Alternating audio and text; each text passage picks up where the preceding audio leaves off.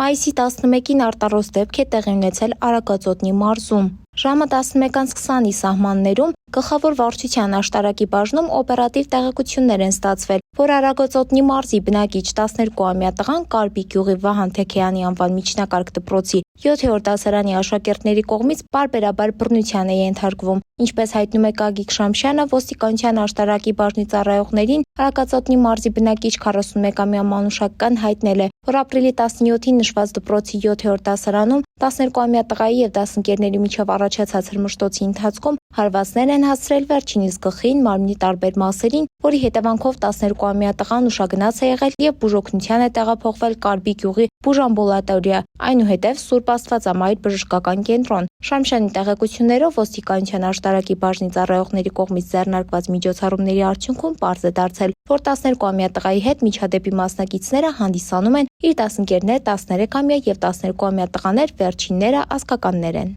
Բաժանորդագրվեք մեր ալիքին։